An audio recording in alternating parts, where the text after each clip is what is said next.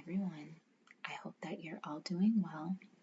This video is a very special book review.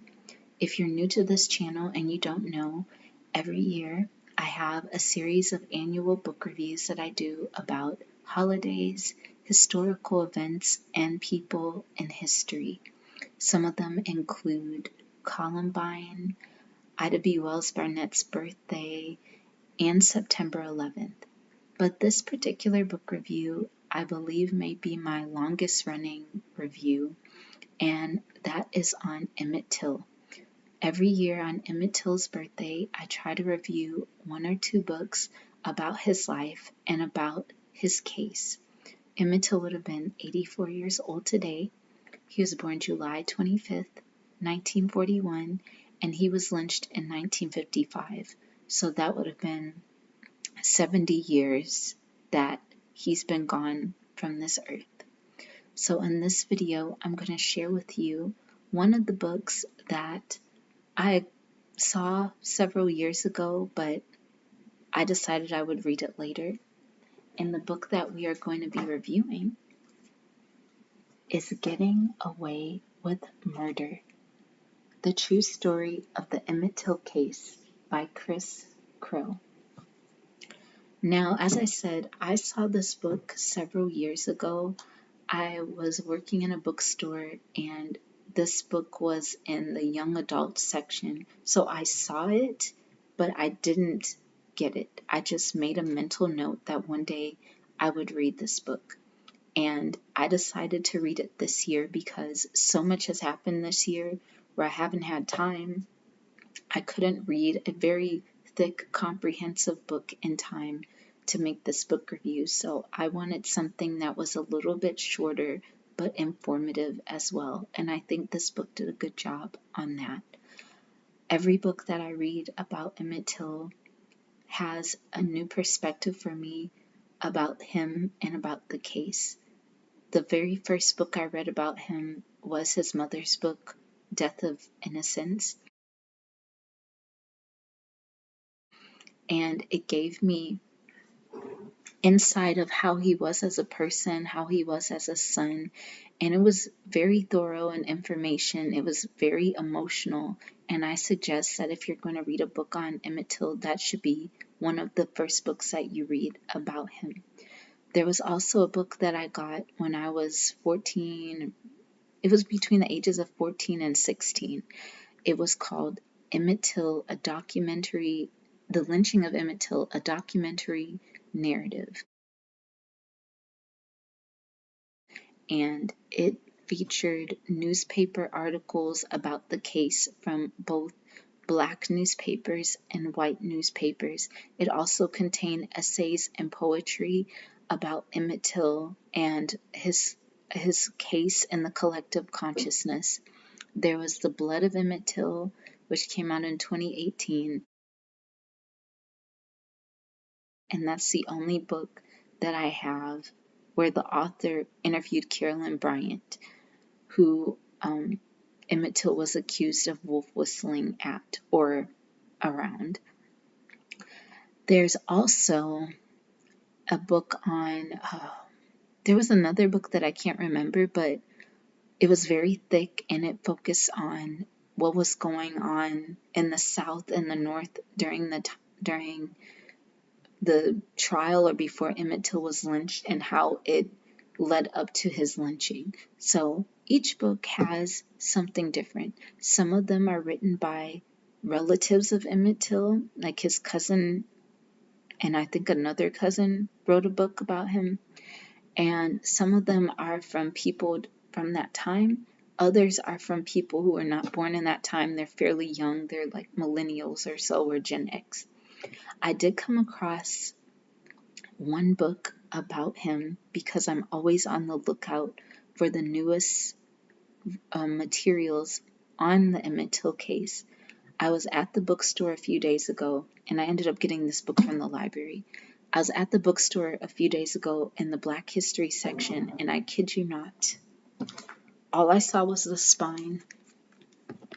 All I saw was the spine. I didn't even see the cover, and I knew this book was about Emmett Till. It's called The Barn.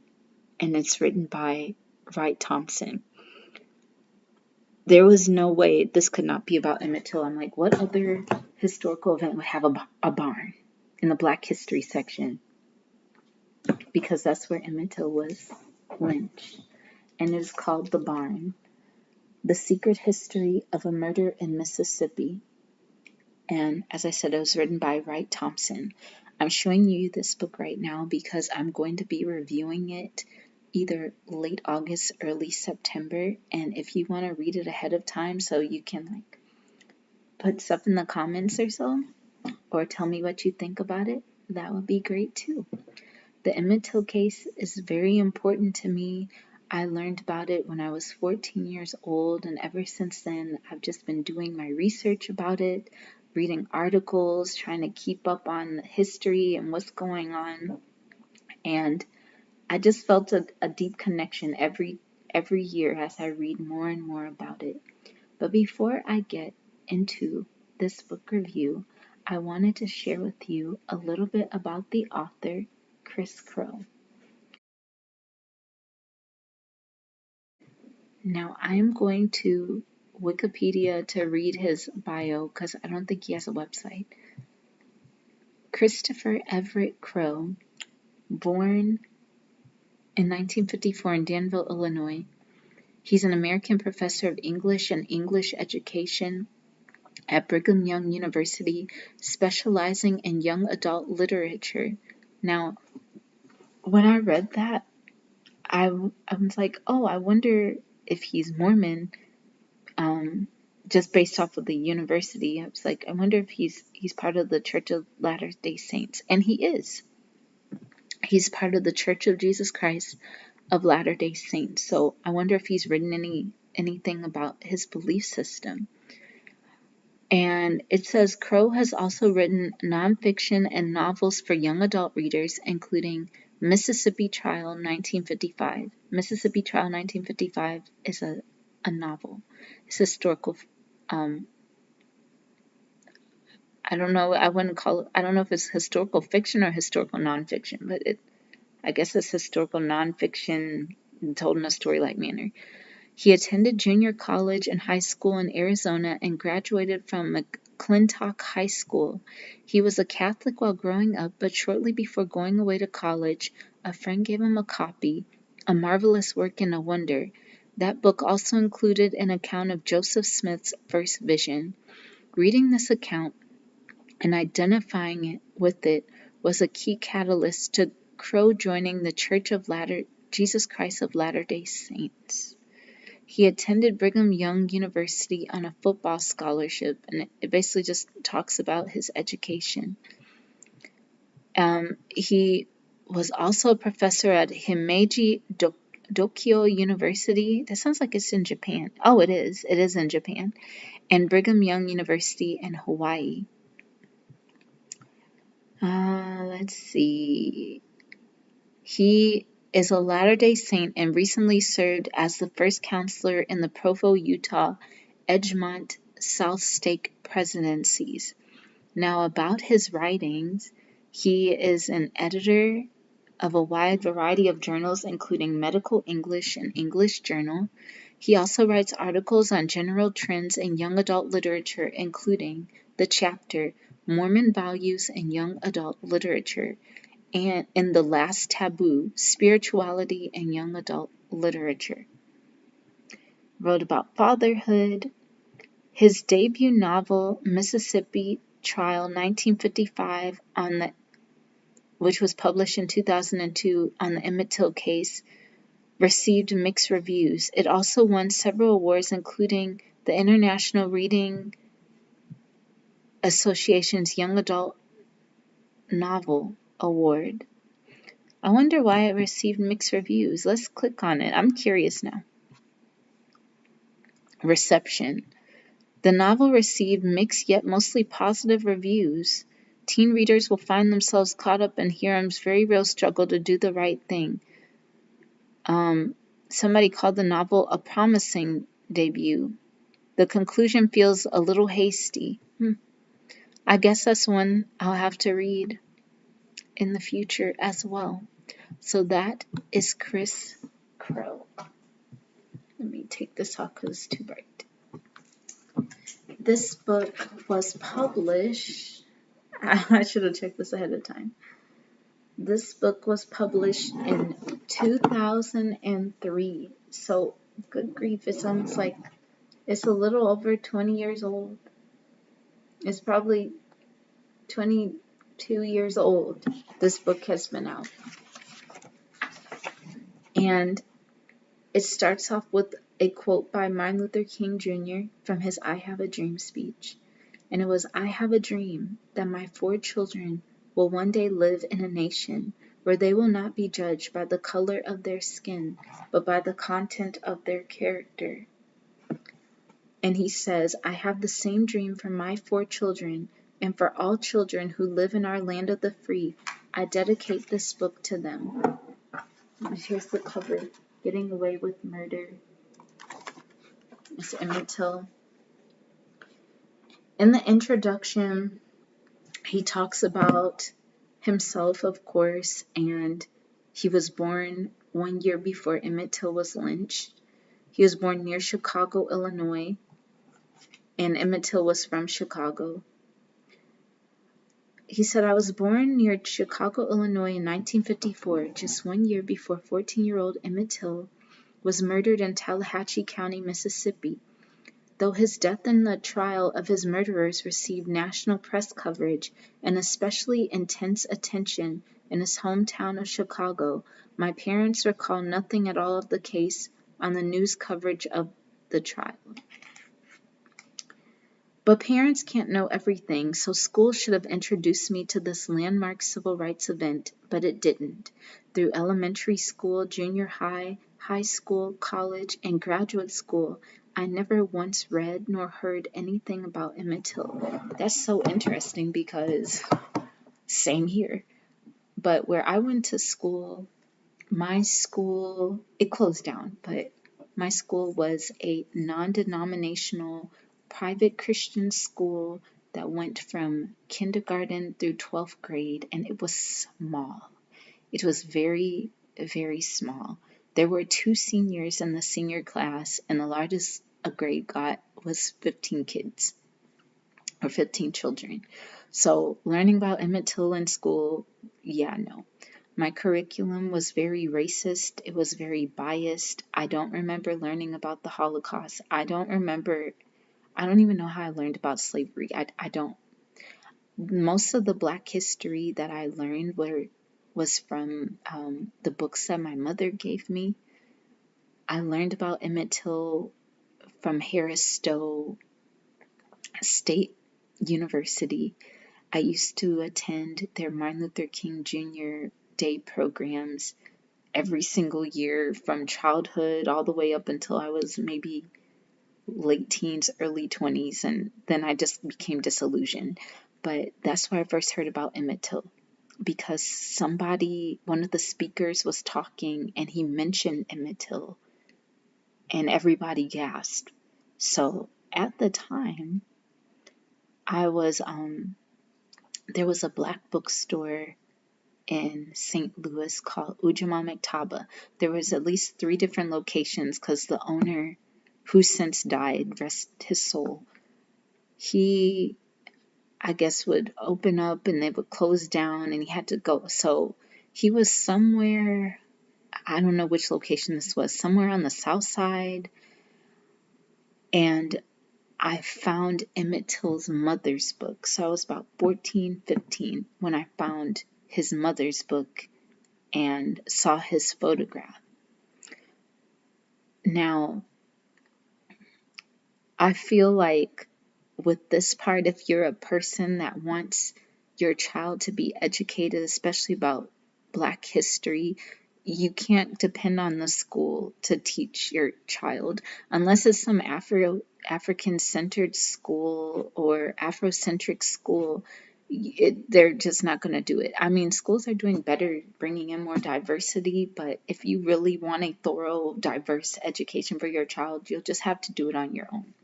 You'll have to get the books on your own. You'll have to research on your own. You just can't depend on these schools, especially if it's what is it, colloquial. If it's a religious school, most of the time, depending on what type of belief system it is, it's just not going to work. So I'm not surprised that he didn't learn about it in school. Even when I was in school, Phyllis Wheatley, the first time I heard about her in my school book, they said Phyllis Wheatley was glad that she was enslaved so that she could learn about Jesus Christ. That's what it said in my history book, mind you. Okay. But yeah, that's very important. You cannot wait on these schools to teach your children.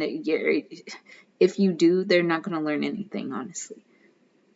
It wasn't until I was writing a book about the life and works of Newbery-winning author Mildred D. Taylor that I first encountered Emmett Till.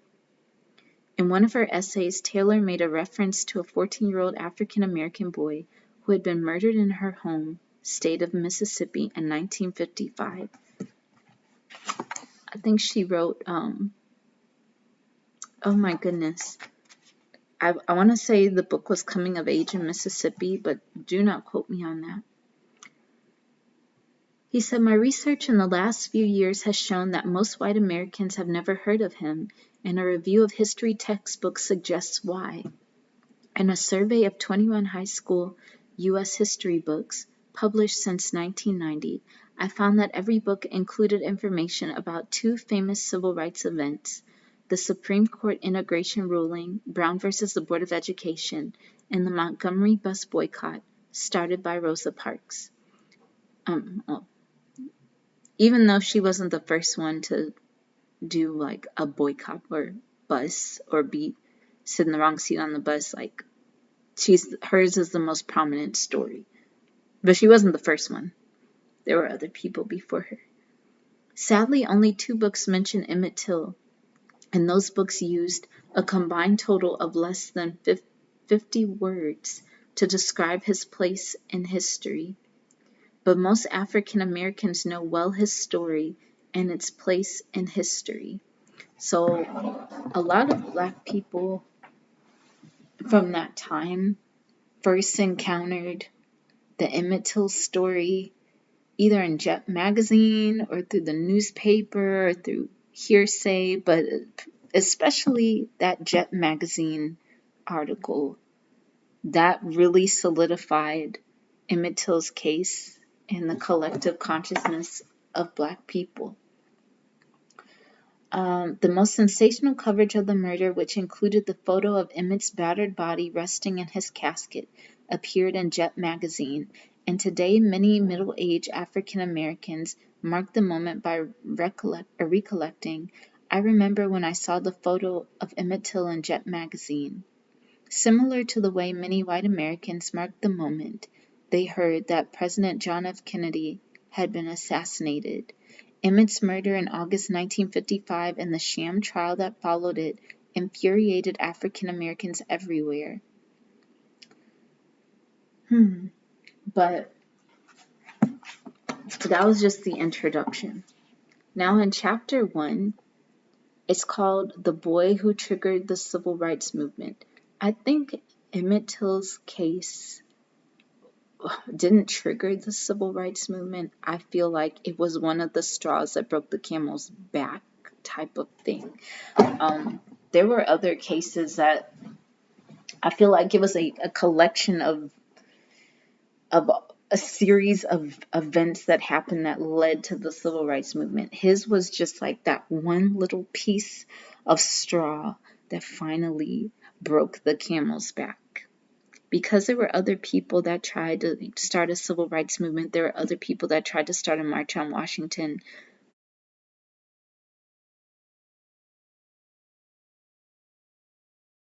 Way before the 1955 Montgomery bus boycott and all of that.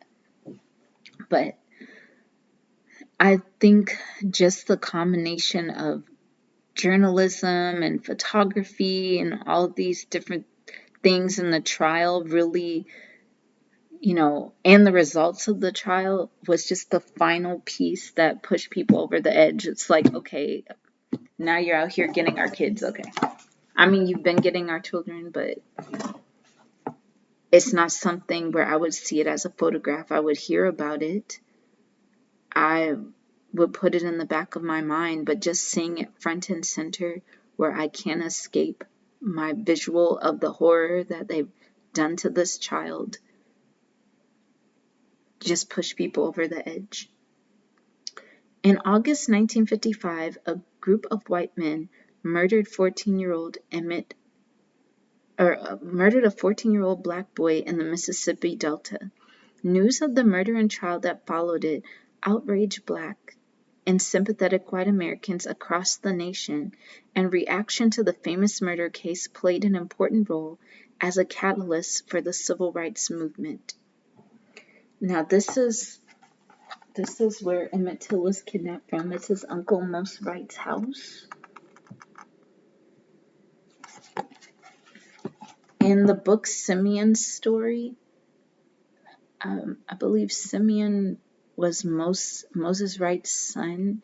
He actually gave a layout of the house, and that book I think might have been written for young adults too. So if you're interested in looking at a drawn out layout of the house, get the book Simeon's Story by Emmett Till's cousin. What I like about this first chapter is he goes straight into the kidnapping. Like, he doesn't even do a biography. He just gets straight to the point. Actually, these first few chapters just get straight to the point. He doesn't wait for anything. He's like, boom, there it is. And it's very fast. For me, it's very fast because it was like everything that I had read over the course of the years had been condensed into a book that was under 130 pages. And it was a lot. It was a lot. But it was very, I would say comprehensive. I'll just say comprehensive because I don't know what other word to say. The kidnapping and murder of Emmett Till and the trial of his killers became one of the biggest news items of 1955. The viewing of his disfigured corpse at Rainier Funeral Home and his funeral at the Roberts Temple of the Church of God in Christ in Chicago attracted more than 10,000 mourners. The grisly open casket photo of Emmett that appeared in Jet magazine horrified and angered hundreds of thousands more. The NAACP, which is the National Association for the Advancement of Colored People, other civil rights organizations, and the political leaders expressed outrage at the cold-blooded murder of this boy from Chicago. So this is the crowd that gathered outside of Robert's Temple. I've found out that this is Emmett Till's house. Our childhood home is a historical landmark. And I think Robert's Temple may be a historical landmark too. There is some debate on how many people showed up to his funeral. I've read 20,000, I've read 100,000, others say 50,000, but it was in the thousands.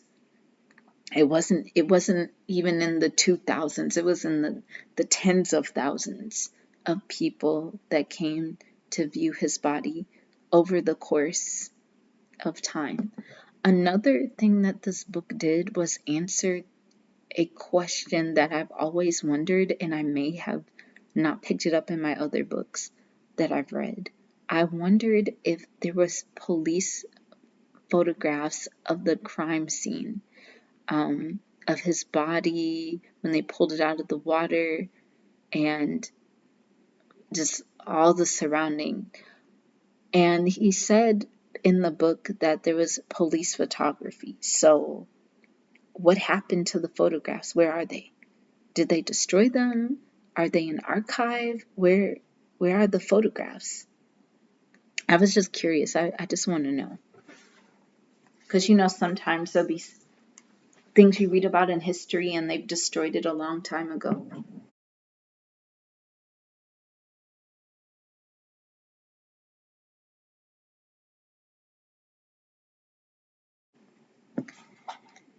But the funeral, he doesn't go too much into description about the funeral, but the funeral was very overwhelming. Like, people were fainting, people were screaming, people were crying. They were going past his casket, and his mother put pictures of Emmett Till, what he looks like before their last photographs, their last Christmas. So those pictures that you see of him standing with his mom and he's wearing the tie and different things, that's from their last Christmas together.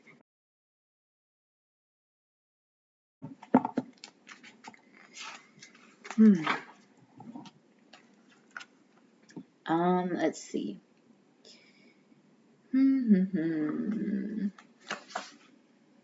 Okay. The protests and condemnations from civil rights leaders and Northerners poked an already raw nerve in the South. The white leaders in southern states like Mississippi that enforced Jim Crow law regulations that segregated blacks from whites were still stinging from the 1954 Supreme Court decision Brown versus the Board of Education of Topeka, which declared that racially segregated schools were unconstitutional. In May of 1955, the Supreme Court pushed the issue even further when it ordered that the integration of schools must proceed with all deliberate speed. The two rulings alarmed Southern leaders who feared that the federal government and the Northern agitators planned to destroy the Southern way of life. Comments from a speech given by the police commissioner of Montgomery, Alabama, typify the attitude of many white Southerners regarding forced desegregation of public schools. So this is what the Southerners said, or some of them. Since the infamous Supreme Court decision rendered in 1954, we in Montgomery and the South have been put to a severe test by those who seek to destroy our time-honored customs. Not since Reconstruction have our customs been in such jeopardy. We can, will, and must resist outside forces hell-bent on our destruction. Not Reconstruction, I'm sorry. That is so funny to me. I mean, I know it's not funny, but like, it's the 1860s. Not since 1865 have I been this pissed. Well, not Reconstruction. Come on now. It's so ridiculous. It's just ridiculous. I'm sorry. It's just ridiculous. Like, there was a picture of this little boy holding a sign, "We won't go to school with Negroes." I haven't read much on Brown versus the Board of Education in particular. I haven't read books on it. I know about it. I know the happenings that happened from it. And when Emmett Till went to Mississippi, they were already mad about this whole Brown versus the Board of Education, like madder than usual. I know madder isn't a word, but I'm going to use it for right now. Like, this was not the time to go to Mississippi. This was not the time to go to the South. And what's interesting is there was a quote in here, and I'm going to come across it later. Somebody just mentioned, they just gave a little brief, foreshadowing. It was from some man named Brady.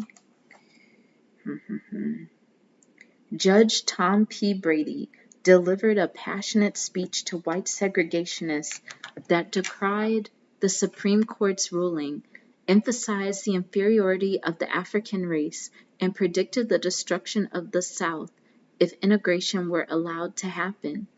And this speech is from his book, Black Monday, Segregation or Amalgamation, America Has Its Choice. Brady's book included a chilling prediction. After a lengthy description of how integration was a communist socialist plot to destroy America and how the mixing of races would ruin our nation, Brady unknowingly foreshadowed the Emmett Till case 13 months before it happened. I'm sorry if I look like I'm smiling. I'm just like I'm just like imagining somebody so mad that the veins in their head are popping and they're just screaming, because every time I see video footage from that time, especially like Little Rock 9 and people outside protesting outside of schools, like, you're not going to my school. Like, it's just, like, can you calm down before you have a stroke, Nancy? Like, please.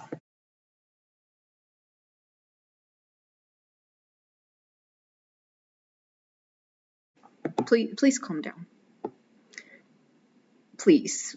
Like, that's how I feel. Like, I feel like he's just screaming in this, even though I cannot hear his words. This is what the judge wrote. This is before Emmett Till was lynched.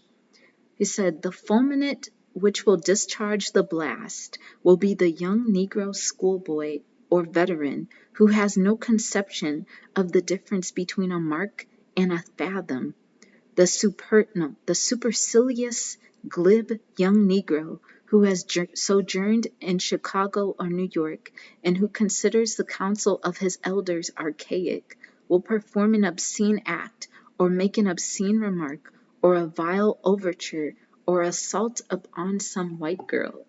Just like, sir, literally, there were people lynched for saying good morning. There were people lynched who were just walking down the street, and because you couldn't find who you were looking for, you're like, well, we gotta kill somebody, and you grabbed them. Like, please be for real. Please be for real. But I guess they just wanted to live in a world of Pinocchios whose nose of lies is longer than my nose of lies. But just reading about how intense it was at that time, there was a man that was trying to get people to vote in the South, a black man, and they literally killed him on the courthouse steps.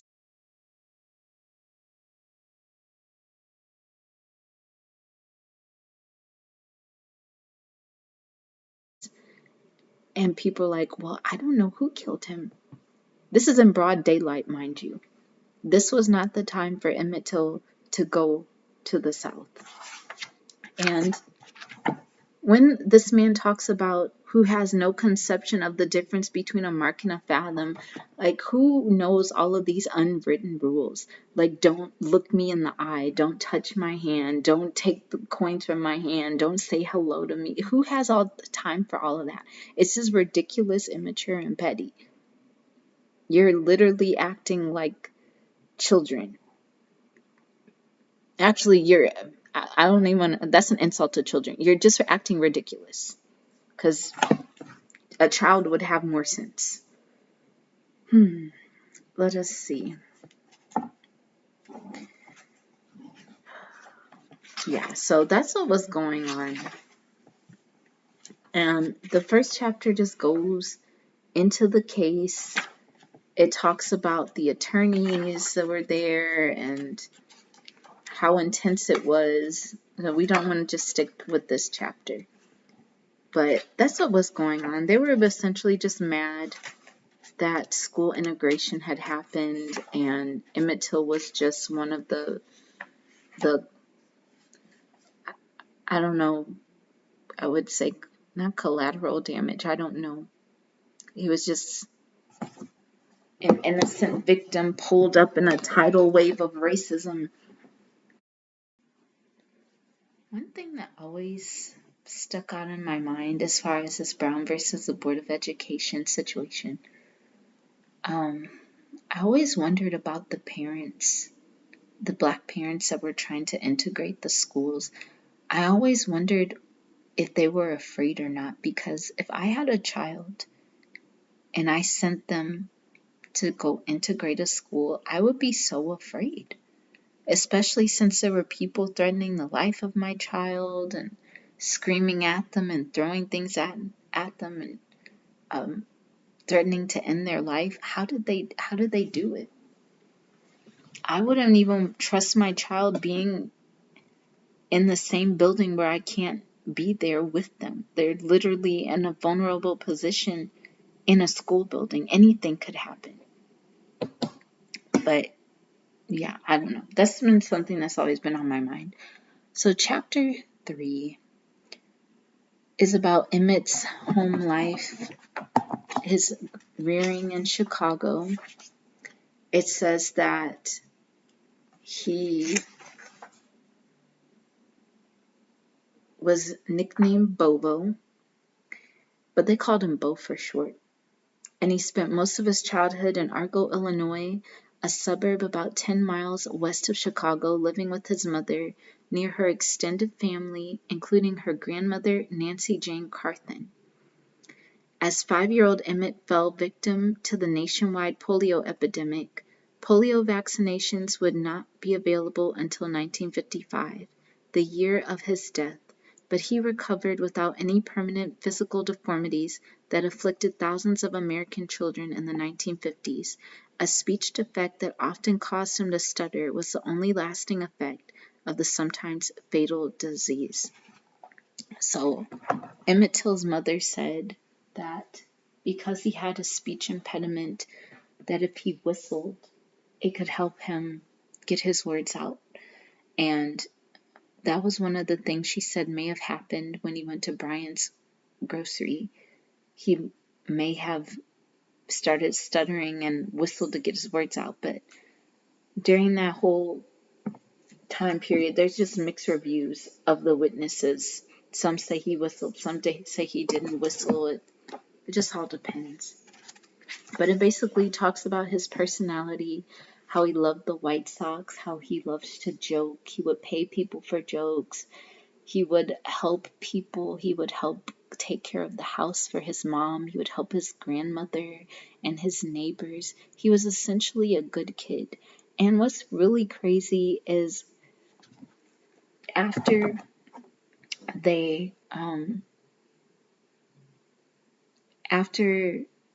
he was lynched and they were in the trial, I believe they brought up his father, or at least the newspapers brought up his father that had been executed in Italy. They say for assaulting an Italian woman, but we're really not sure. Him and some other black soldiers. They said like father like son. They really tried to demonize Emmett Till. They tried to make him look like a predator, even though he was a child. And they still do this to this day. Society will demonize black children, the black girls, black boys. I know they talk a lot about demonizing black boys. They're starting to talk about how people will adultify black girls as well. It's the same tactics that they did to Emmett Till. They adultified him. They made him seem taller than he was, bigger than he was, calling him a man, even though he's a kid. You could just look at him and tell he was a kid. But reading his mother's book and how he was as a person just makes Carolyn Bryant's testimony in court all the more disgusting and revolting. It just horrendous. Another thing that the author didn't go into any details about Emmett Till's father. He also didn't mention that he was executed.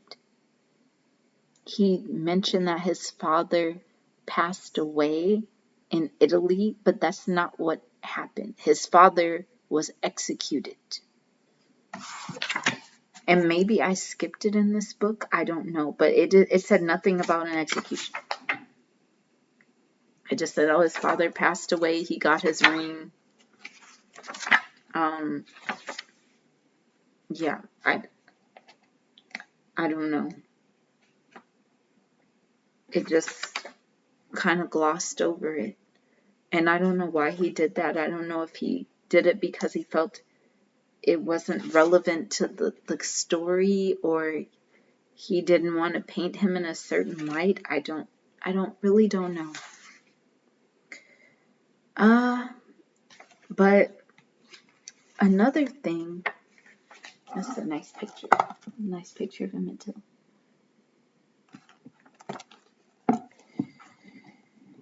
So Emmett Till was actually supposed to go on another vacation before he was supposed to go to Mississippi.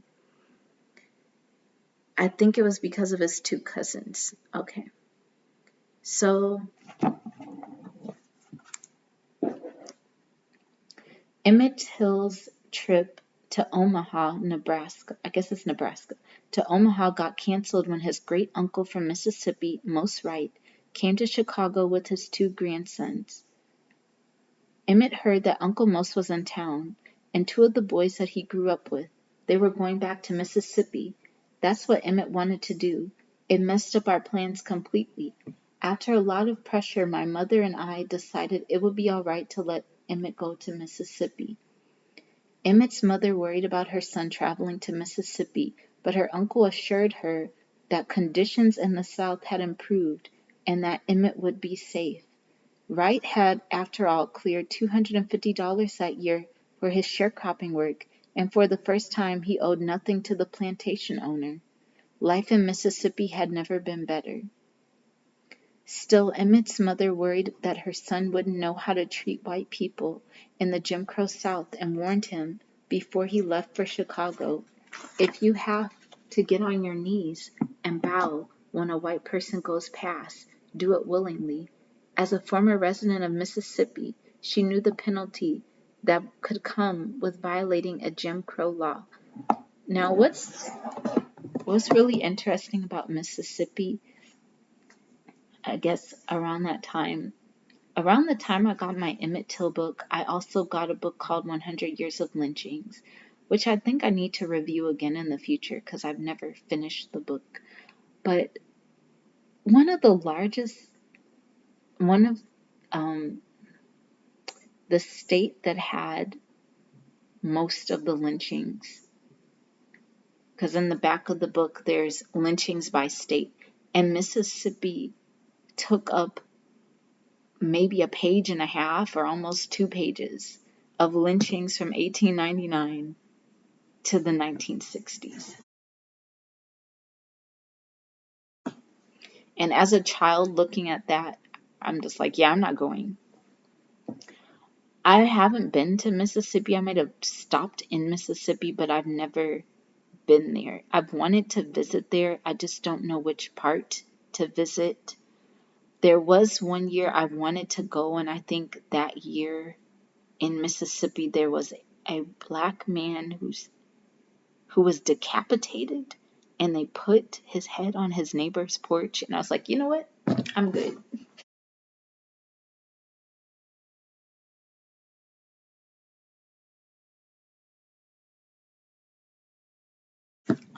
I am good. Never mind. But in the future, I want to visit Emmett Till's memorial in Tallahatchie. Yeah. But this is just very sad. This is very sad. He could have avoided all of this, but who would have thought? I honestly don't think he was ready to go to Mississippi.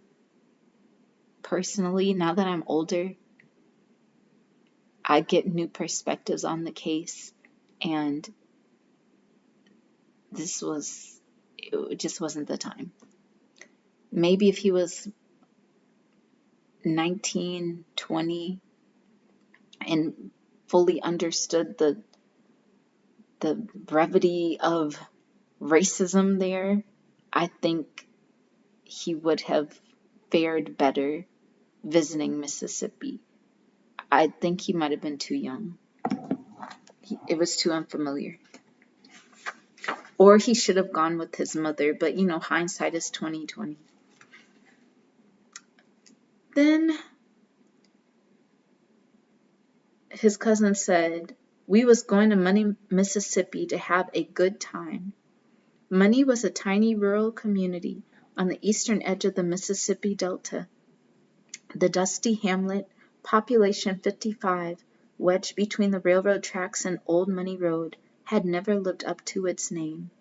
Its main reason for existence was its cotton gin, a large corrugated metal building that housed the equipment used to harvest or process harvested cotton. Over time, a handful of businesses, 3 stores, including Bryant's Grocery and Meat Market, and a gas station came to town, setting up on the west side of Old Money Road, just south of the cotton gin. From the moment Emmett and his cousin arrived on Sunday, August 21st, the visitors from Chicago brought excitement to the sleepy little town. Emmett's southern cousins and their friends marveled at the ways the northern boys dressed and acted, and at the stories they told about life in the north. One of the local boys, John Milton Wesley, lived near Money and was 7 years old when Emmett arrived in 1955. He remembers that Emmett Till was different from the rest of the Chicago boys. He seemed more mature, and he talked a lot, keeping Wesley and his Mississippi friends spellbound with stories of white girlfriends, the forbidden fruit. Emmett wore a straw hat and had funny-looking, light-colored eyes that the local girls found attractive, but the stories of life up north that got the most attention from the kids and Money. Wesley said that Emmett and his friends from Chicago relished their ability to dazzle us with their lack of fear of white people. It never occurred to us at the time that they always made these boasts when there were no white folks around to challenge them. The local kids made an eager and gullible audience. Poverty and racial segregation dominated their lives, so the kind of life the Chicago boys talked about seemed as foreign and incredible as the land of Oz.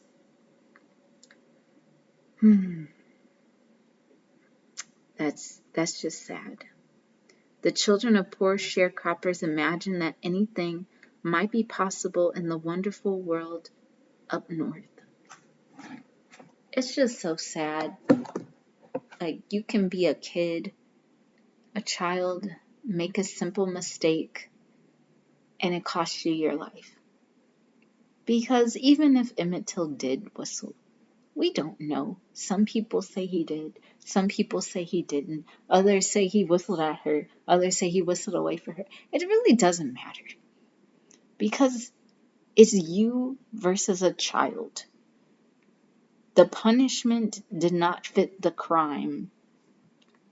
The crime. Like, the crime. Oh my God, I'm assaulted. What, from a whistle? I mean, assaulted, no. Harassed, if that even happened.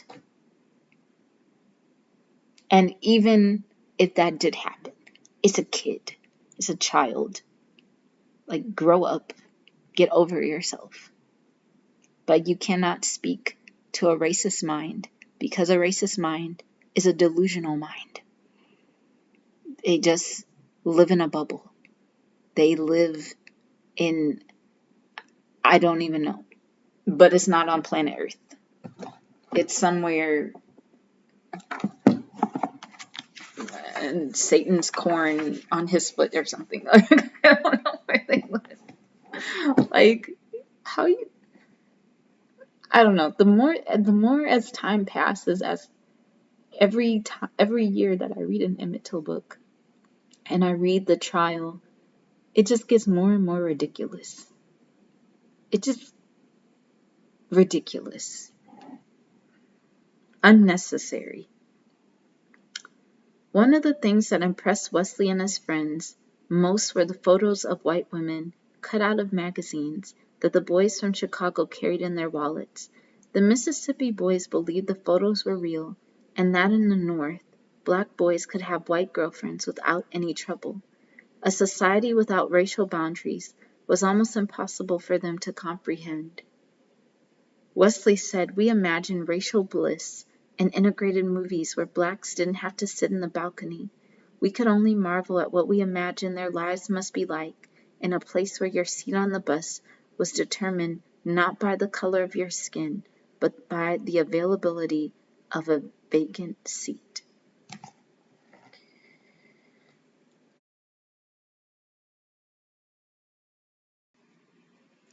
Hi everyone. I wanted to add this part to my video because there were two different things that I was trying to say or trying to state, and I was not able to get them out in the clearest way possible because I was exhausted and my thoughts were not processing very accurately. So I'm making this part to tell you two things that were on my mind and explain why. These two thoughts were triggered by what I've read in the book. So the first thought is actually something I've been thinking for many years, and it was triggered when I was reading about Emmett Till and boys from the North talking about their white girlfriends. So as I was reading this part in particular, I had a flashback to all of the different lynchings that I read about in 100 Years of Lynching in regards to people that were in interracial relationships. Now, most of the interracial relationships in the book about lynching were black male, white women, but I'm sure there were some black women, white men, and so on and so forth. But this in particular, I wanted to focus on the black men and the white women in interracial relationships. I've always wondered how the black partner was not afraid of losing their life. Was it the power of love that caused them to do it? Was it lust that clouded their thinking? Because I know if you're in an interracial relationship, not only were you risking your life, you're also risking the life of your family. Because sometimes when a lynching would happen, they wouldn't just take you out of this world, they would take your entire bloodline out of this world. So I've always wondered how the families reacted to the interracial relationships. Did they try to pressure their relative to stop and end the relationship? Did they have to leave town? How did that go? Or was it on a case-by-case basis, depending on the family?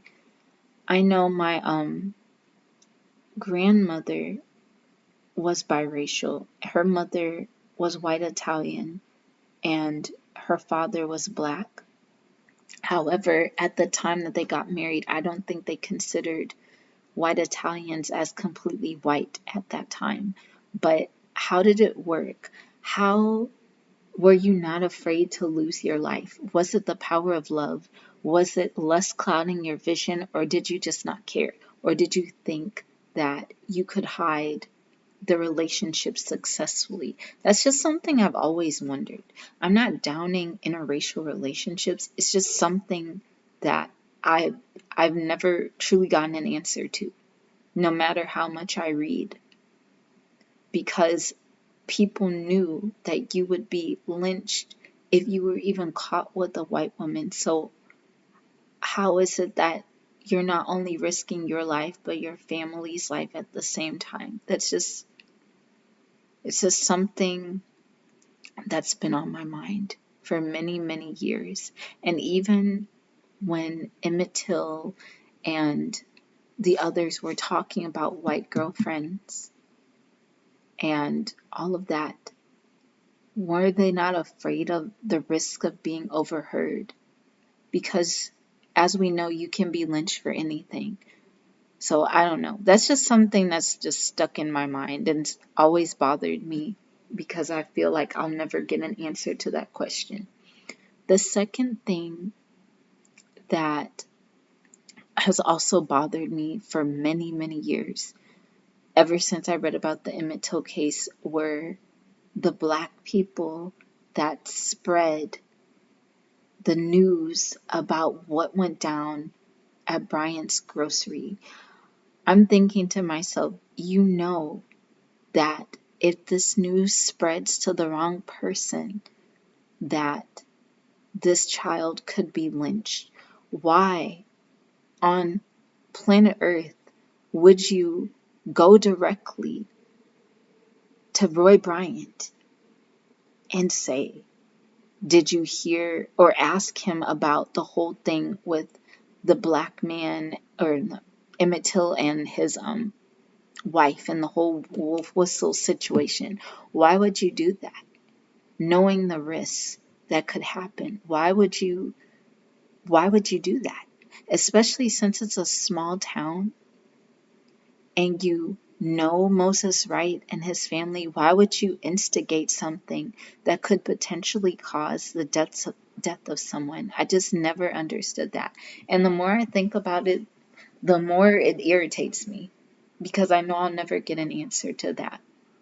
But that's just two things in this case that have always bothered me, that I know I'll never get closure over, especially that second part where you're spreading the news of what went down, knowing that you're potentially endangering Emmett Till and his entire family. That is insane to me. But that's just something I wanted to add before, I finish my video. That's just some food for thought. And if you want, if there's always something you've wondered about the case, just post it in the comments below, because maybe I wondered it too at some point, or maybe I have an answer for you. So back to the video. But there were so many chances for Emmett Till to leave Mississippi, so many missed opportunities, and it just never happened. It was just, his fate was sealed, unfortunately. And I don't know. It's just very sad. It's just so sad. They should be able to talk about their kids, their boys. They're going through puberty. That's what boys do. They talk about a girl or a boy that they're attracted to, and actors and actresses and all of that, because they're still figuring out their emotions and their changing bodies and their sexuality and all those different things. And it's a very vital, progressive time in a person's life, and you literally take that time period and turn it into a murder. That's literally insane. This is Brian's grocery store. I think it's torn down now, but I'm not sure. So in chapter 4, they talk about the moment Emmett Till supposedly went in to talk to Carolyn Bryant, but there's so many mixed reviews. I don't even really know. I honestly don't know what happened. Because nobody was in there with him. They just pulled him out. Some people say he whistled at her. Some people say he whistled to the boys. Some people say he didn't whistle at all. I don't know. And Carolyn Bryant died, was it a year or two ago? People thought that she was dead already, but I think it may have been her sister-in-law. But they kept saying for years, yeah, she died, and she confessed that it was all fake, and that's not quite true. In The Blood of Emmett Till, where she was being interviewed by the author, she said that part wasn't true, but she never said all of it was a lie. She never said that, but she said about her testimony, well, that part wasn't true. And then I'm just looking at her picture. This is a glam shot. She's 21 years old. I was like, you're kind of a hard 21. I'm just saying. But they really gassed her up in the newspaper. They tried to make her seem like this entire beauty queen. But if you look at some of the pictures from the courthouse. She looks kind of drained, like she's over here, like it's like, oh, okay. And another thing that's crazy is I found out that J.W. Milam was 36 years old, and I'm gonna be 36 next month. I was like, you are a hard 36, sir. That's what racism does to you. It ages you rapidly. Let's see. But yeah, let's talk about the wolf whistle. They go into the trial. I'm trying not to make this too long. They show Moses Wright pointing out the killers. This author did a really good job of condensing the trial. He did a good job of condensing everything, actually. This was, if you're a person that's starting off reading about Emmett Till, I think this would be a good starter book for you. If you just want something that's not too long, where you get an overall glossing with elements of deep comprehensive writing, this is a good book.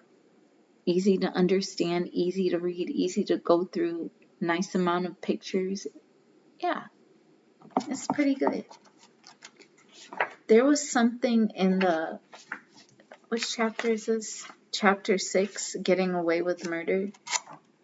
They had, I want to say it was Chatham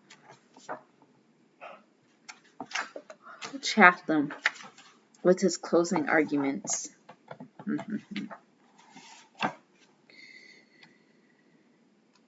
And I remembered this the first time I read it, and it's always stuck in my mind.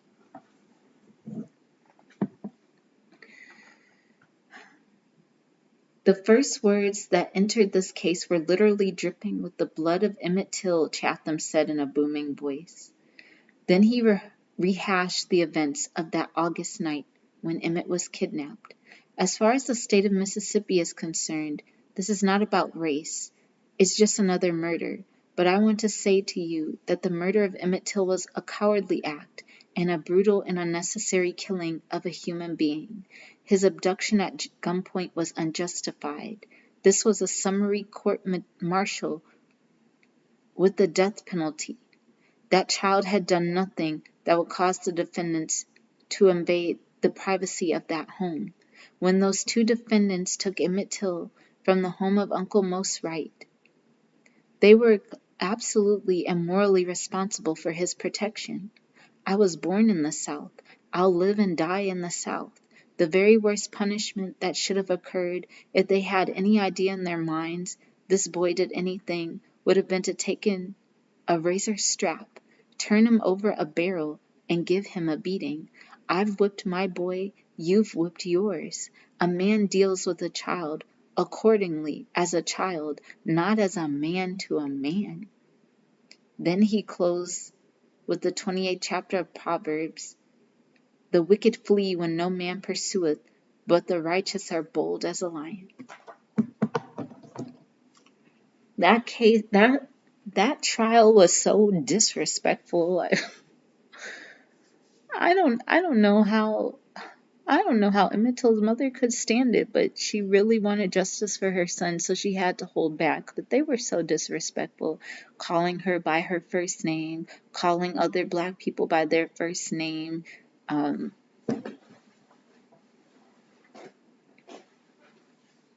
Just ghetto. Ghetto. Just the ghetto child. The ghetto. It was just terrible.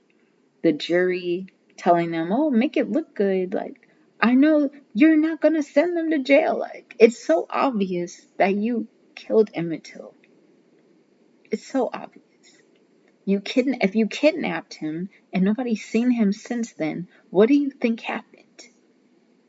He was seen with you.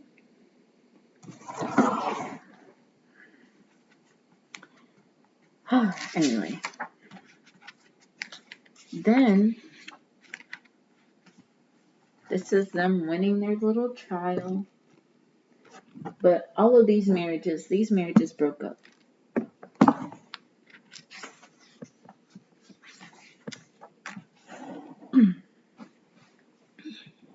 Let's see.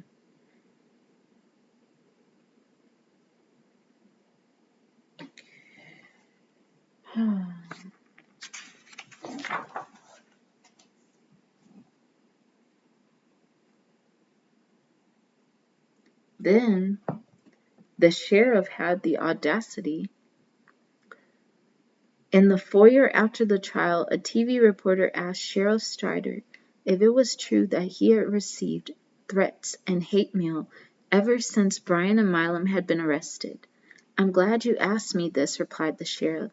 "I just want to tell all those people who've been sending me threatening letters that if they ever come down here, the same thing's gonna happen to them that happened to Emmett Till." So you just spent a whole trial trying to prove that this body could not have been Emmett Till, that the NAACP had planted a body. But then at the end, when everybody gets their prizes and they win this crazy kangaroo court case, now you want to be like, yeah, what happened to him? What happened to Emmett Till? Because I know that body was Emmett Till.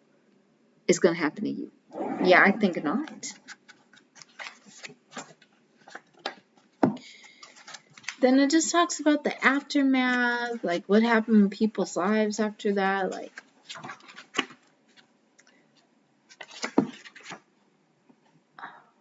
let's see.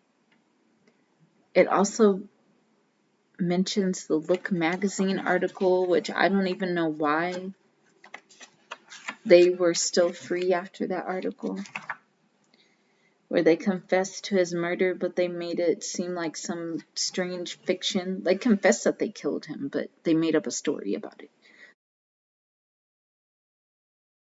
They made him seem stronger than the Hulk, which, again, adultifying or turning a black child into an other, like a beast, a thing that is not human. Then, in 1993, a resentful Roy Bryant told Platter Robinson that he was tired of hearing about the Emmett Till story. He wanted it to die. Well, too bad, because now they're going to hear about it forever, sir. But, yeah, my review, I didn't go into too many details of the Emmett Till case because then this video would be forever, but I think this is a good book. I would give it a 4 fudge buckets. It had the necessary amount of information. It flowed very well. You got to read about Emmett Till's life before his death and how he was as a person. You also got elements of the trial. You also showed how his case fit into the context of history and the civil rights movement. It was a really good book. And it's good reading if you have a teenager or if you're homeschooling. It's very tactful. They do show the photograph of his corpse, but that's really the only thing that they show of his body. There are maybe 1 or 2 curse words in there, but if you scan through the book, if you're reading it to a child, like, you can, do what you do if you're trying to keep curse words from your child's vocabulary. But it was a good book. I did enjoy it. But in a few weeks, we're going to be reviewing this book, The Barn, which mentions some of the people involved in his murder. One of them, I think, Too Tight Collins, I think he ran off to St. Louis or hid under an alias. So we're going to see what this book says about the unidentified people, or the people that we don't hear much about from the case. So thank you for all watching this video, and talk to you later. Bye bye.